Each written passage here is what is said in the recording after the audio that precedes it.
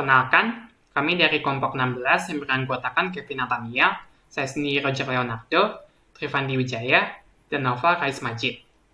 Pertama, saya akan menjelaskan salah satu software proses model, yakni metode waterfall. Metode waterfall merupakan salah satu jenis model pengembangan aplikasi yang termasuk ke dalam classic life cycle, yang menekankan pada fase yang berurutan dan sistematis. Sesuai dengan namanya, metode ini dianalogikan seperti air terjun, di mana tiap-tiap tahap dikerjakan secara berurutan, mulai dari atas hingga ke bawah. Fase-fase waterfall model menurut referensi Pressman. Yang tahap pertama, Communication, Project Initiation, and Requirements Gathering.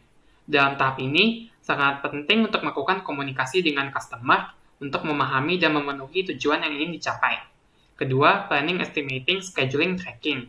Dalam tahap ini, dilakukan perencanaan yang menjelaskan tentang estimasi tugas-tugas teknis yang akan dilakukan, sumber daya yang diperlukan dalam membuat sistem, risiko yang dapat terjadi, dan lain-lain. Yang ketiga, Modeling, Analysis, and Design.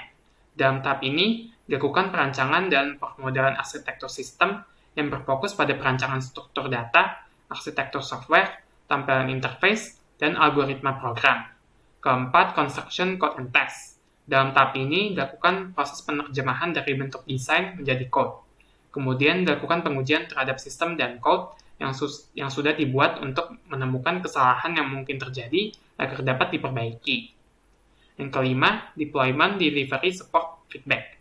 Dalam tahap ini, dilakukan implementasi software ke customer, perbaikan software, evaluasi software, dan pengembangan software berdasarkan feedback yang diberikan.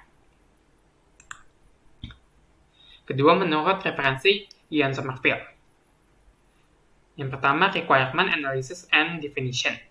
Dalam tahap ini dilakukan penetapan fitur, kendala, dan tujuan sistem melalui konsultasi dengan sistem user.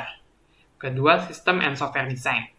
Dalam tahap ini dilakukan pembentukan arsitektur sistem berdasarkan persyaratan yang telah ditetapkan, serta identifikasi dan penggambaran pada abstraksi dasar sistem software dan hubungan-hubungannya. Ketiga, Implementation and Unit Testing. Dalam tahap ini, hasil desain software akan direalisasikan sebagai satu set program, di mana setiap set akan diuji untuk mengetahui apakah sudah memenuhi spesifikasi yang ada. Keempat, Integration and System Testing. Dalam tahap ini, setiap set program akan diintegrasikan satu sama lain dan dilakukan pengujian untuk memastikan bahwa sistem tersebut telah memenuhi persyaratan yang ada. Yang terakhir, Operation and Maintenance. Dalam tahap ini, sistem diinstal dan mulai digunakan, serta dilakukan perbaikan error yang tidak ditemukan sebelumnya.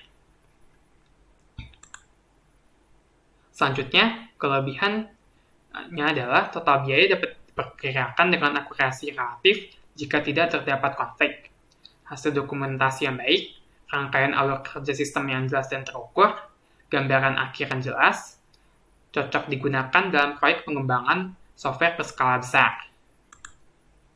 Sedangkan kekurangannya adalah kurang fleksibel, klien tidak dapat melihat gambaran sistem dengan jelas, waktu yang dibutuhkan cukup lama, membutuhkan tim yang solid, kemungkinan kenaikan biaya. Dan berikut merupakan kelebihan dan kekurangan dari waterfall model. Sekian penjelasan dari saya. Mohon maaf apabila ada kata-kata yang kurang berkenan, dan untuk penjelasan berikutnya akan diteruskan oleh anggota kelompok saya. Terima kasih.